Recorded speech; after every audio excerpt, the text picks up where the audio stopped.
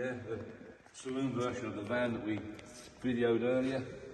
Great little car, brilliant little motor. Again, like I say, the mainstay of the Ford small car market, really, pre-war, this was it.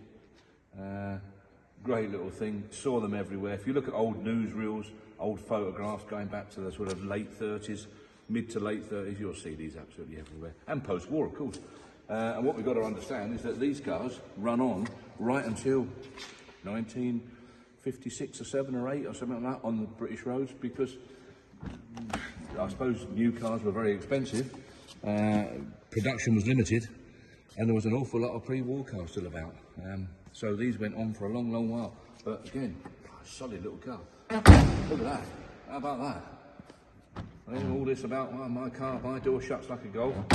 So there's a little Ford 8 there. Beautiful little thing.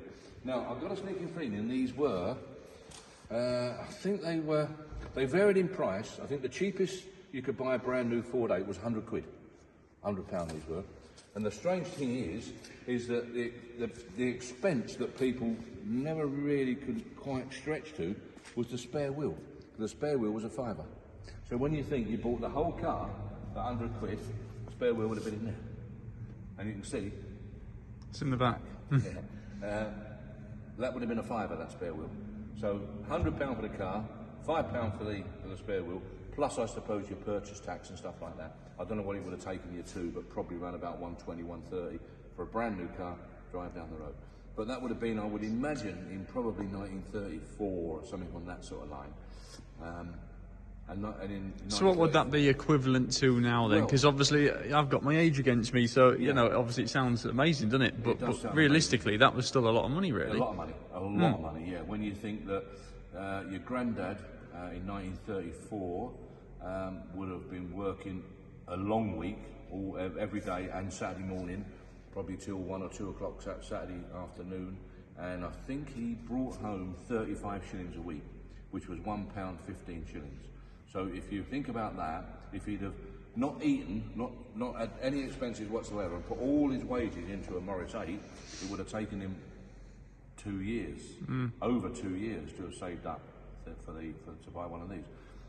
So in other words, it took people probably 4 or 5 years to save up to buy a Morris 8, a Ford 8, and consequently they were always ahead of them, so you could never get there. So they could never buy one. You know, if you didn't have 100 quid, you couldn't save it enough, generally speaking, and catch up because the prices increased and so on and so on. So you couldn't keep up with it.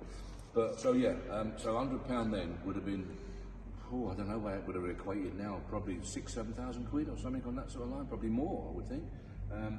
And I would imagine £100 to buy a car, you know, would have been in the distant for most people, like my dad.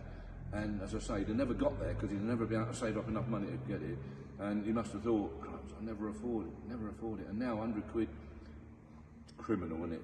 You go out and blow it on a meal, can't you, overnight, really? If you go some silly places, you can blow 100 quid, can't you? Anyway, that's what they were, £100, £5 for the wheel. Lovely little thing, liked it ever so much, got a softer ear once looking at. But what a nice straight little car. Now this is above an entry model car, isn't it? It's really, really nice. This little car would not disgrace itself on any show field, no question about that. So please come and have a look, everybody, because I think you're going to be quite impressed with the originality of this little car.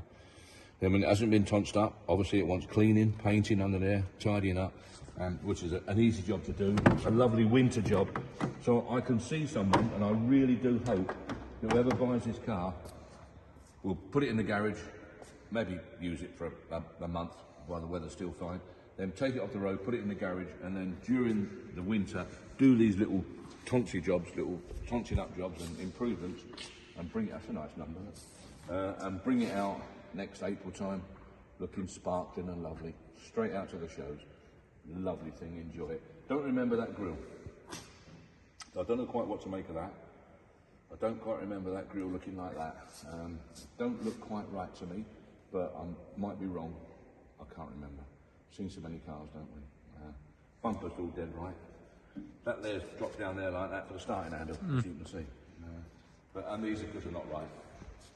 They're not right at all, but they're on there now.